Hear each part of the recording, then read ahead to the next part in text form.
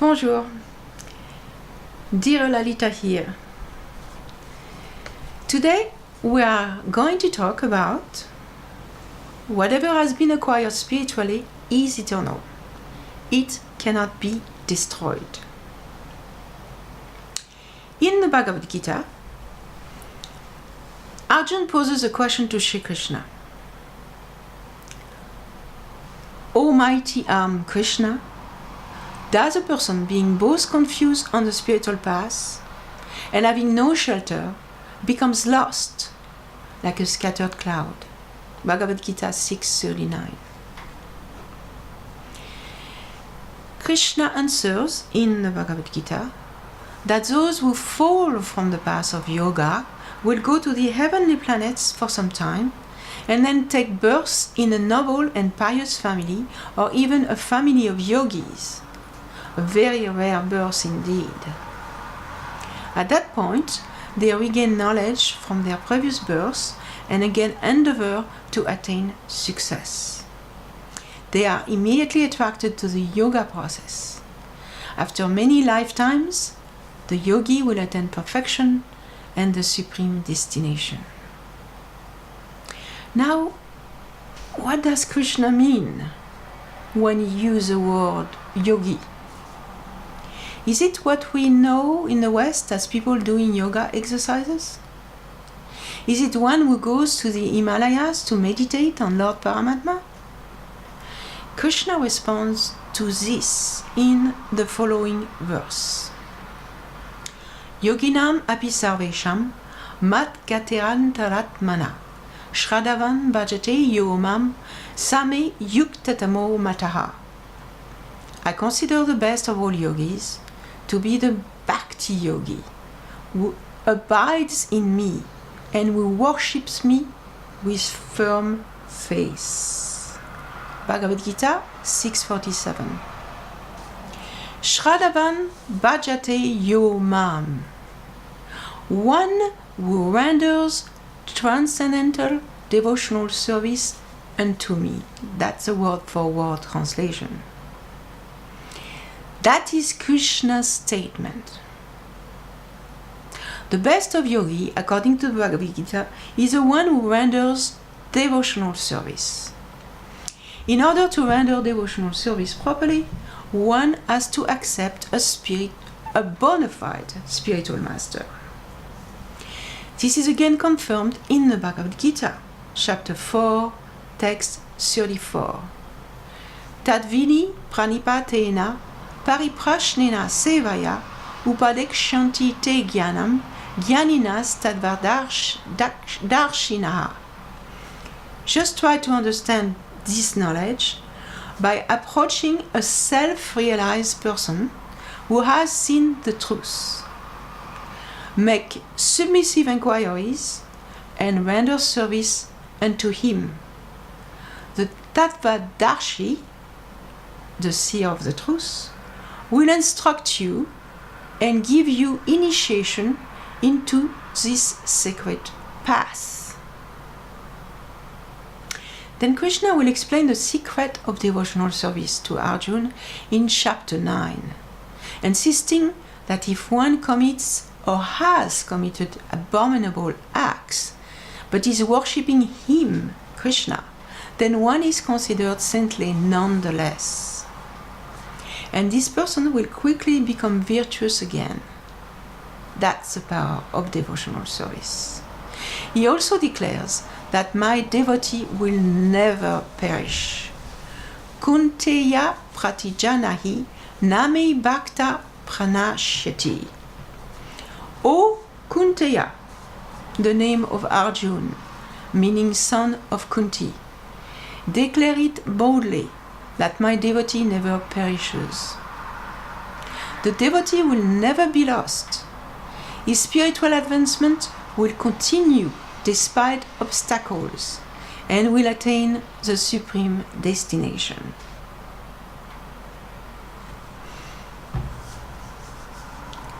Therefore, we are wandering from this land to that land, from this species to that species, and in the course of that, we gather some sukriti, pious credits. Let's say you are in the habit of giving in charity, and one day, by accident, you are actually giving to a Brahman or a Vaishnava devotee. That is agyata sukriti. It means that unknowingly, unconsciously, our energy is spent in the service of the Lord, and the reaction comes in the form of some pious credits. And when sukriti is more developed, it becomes gyata sukriti, or pious activities, knowingly performed. At that time, you knowingly serve the Vaishnavas. Then Shraddha, faith, our inner attraction for the universal truth, comes to the surface. In this way, it may develop from any stage. Even an animal may feel the tendency to serve Krishna, the Supreme Lord.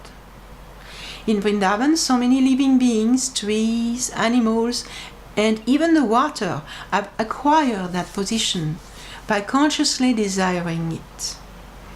Although they have accepted an apparently material position, they eternally hold that place in the service of Krishna. Even from the impersonal Brahman effulgence, one may be roused from his slumber and moved to action in devotional service. The Brahman effulgence is the emanation of the body rays of Lord Krishna. This effulgence is confirmed in the following verse of Bhagavad Gita 14:27, where Lord Krishna says, I am the basis of the impersonal Brahman. Generally, the living entity who has merged into the Brahman effulgence passes long ages there, in what we call the non-differentiated plane. He is satisfied with his spiritual attainment. However, in the consideration of infinite time, the infinite is nothing very great and spacious. He may remain holding that position for a long time. So many creations and dissolutions of the material world may come and go, but the possibility remains that his slumber may be broken at any time. Since time immemorial, this created world has been in existence, and so many souls are ascending to the Brahman effulgence and again descending. So even in the midst of the infinite Brahman effulgence, some souls are coming out. It is a question of infinite time. If we have to come in connection with infinity with a capital I, then infinite possibilities must be accepted. We explain everything from the point of view of meager experience. We are with our puppy brain. We want something tangible for our senses, for our mind. We want to feel, but infinity is not like that. We should always be conscious of the fact that we are infinitesimal and cannot hope that the whole infinite will come within our fist. That is nonsense. Sometimes souls desire to merge into the impersonal Brahman, the effulgence of God, desiring to lose their individuality. Some even desire to be God. In any case, Bhagavan will accommodate anything if the practitioner is sincere and serious. But to merge just limits our prospects in having a relationship with God. Because evidently, once you merge, you're not conscious of any relationship anymore. You're one. There is no possibility of a loving exchange with God anymore. There might be bliss, yes, but it is a selfish feeling, not like divine love. Did you know that there is a topmost spiritual realm called the Land of Love, Goloka Vrindavan? There you can have 5 principal relationships with God through intense love. However, even from the impersonal Brahman effulgence, one may be roused from his slumber and moved to action in devotional service. That is amazing. Generally, those who succeed in merging into Brahman, not a cheap thing either, by the way, most practitioners attain only the topmost planet, Tapoloka. Those souls who merge in the Brahman effulgence pass long ages there in what we call the non-differentiated plane, satisfied with their spiritual attainment. Better aspire for bhakti, for awakening our long-lost relationship with God. There are millions of times more happiness and natural pleasure in this than attaining Brahman realization. One must approach the question with the correct consciousness. It is not the soul's inner substance to lose its identity, but its ideal is to love God and to serve Him in His pastimes in the spiritual realm. This is Jiva Dharma, an eternal course of nature, the essence of the soul. When Brahman Dharma vanishes, then Vaishnav Dharma begins. Then one is admitted into the devotional school above jnana, knowledge, and vairagya, renunciation. And from there, the gradation happens. The 5 principal rasas with God are manifested. In this way, bhakti is going up systematically. We have to understand and digest what is bhakti. But first, we can have a broad understanding that there is a spiritual world, a world of dedication rather than a world of selfish goals, as merging into Brahman is. This one is all about what we want. To merge into Brahman is all about what we want. The other is all about dedicating ourselves to God with a loving disposition.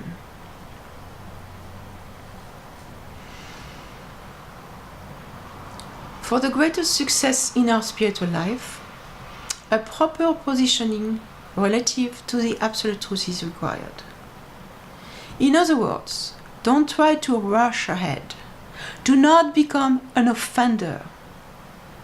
The advice is to stay a little distant and below. That will draw the greatest fortune for you. It is called Pujala Ragapata Gaurava Bhangi. Just try to keep at a respectful distance. Keep the highest goal always above your head. Don't rush toward that position. It is not that cheap. You don't want it to be that cheap. This advice is for the more advanced practitioner, the pitfall of thinking oneself more advanced than one is. To have proper connection with a sadhu, association is most important. Association with the Vaishnavas can help us most. This is repeatedly stated in the scriptures. There is living association as well as shastric or scriptural association. Most preferable is living scriptures, which means the sadhu, the devotee, the person. And that must, of course, be genuine and not imitation. A candle of small power, such as ourselves, may thrive nearby a flame of high power, but it may easily and quickly die in the proximity of an opposing element, such as airflow. It can't maintain itself that way. But if the atmosphere is surcharged with heat and so many flames, it can stand and develop. We can thrive in favorable circumstances. If we have to fight with the environment, then we waste our energy and our candle dies. Therefore, the advice is to seek Vaishnava association and to try to make progress. With spiritual progress, there never can be any loss or diminution. This is confirmed in the Srimad Bhagavatam 11:20-20. Krishna says again, O Uddhava, because I have personally established it, this process of Nishkarma Bhakti is beyond the gunas. Even by starting and not completing the process, there is no destruction of results. So again, Krishna is stating this, no destruction of results. If you start the process, there will be no destruction of results, even if you don't finish that process. Krishna is speaking to his friend Uddhava in the Uddhava Gita of the 11th canto of Srimad Bhagavatam. He is assuring him that because he is the one who establishes the process of Bhakti Yoga, process coming directly from the spiritual world, untouched by the effects of the material world, then this process is eternal, foolproof, so to speak. And the results of practicing it will never be lost from one lifetime to another. And to conclude, let us mention a concluding verse from the Upanishads. The Lord, full of knowledge and bliss, is situated in Bhakti Yoga, which is also eternity, knowledge and bliss. That is from the Gopaltapani Upanishad 278. Bhakti Yoga, being eternal, is therefore an all-win situation. You will never lose the benefits life after life. Thank you very much. I want to thank my gurus, A.C. Bhaktivedanta Swami Prabhupada, Shripad Swami Narashinga, my Shiksha Guru, and Srila Sridhar Maharaj, as well as all the writings from the Bhagavad Gita and the Srimad Bhagavatam. The Upanishads. Those are the quotes we use today. Bhagavad Gita, Srimad Bhagavatam, and Upanishads. Thank you very much. See you soon.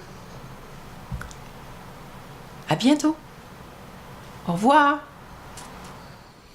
If you're interested in this type of content, that is to say Gaudiya Vaishnava philosophy, you can find many articles on gosai.com and also video lectures by Swami Narashinga on youtube.com/Gosai Talk.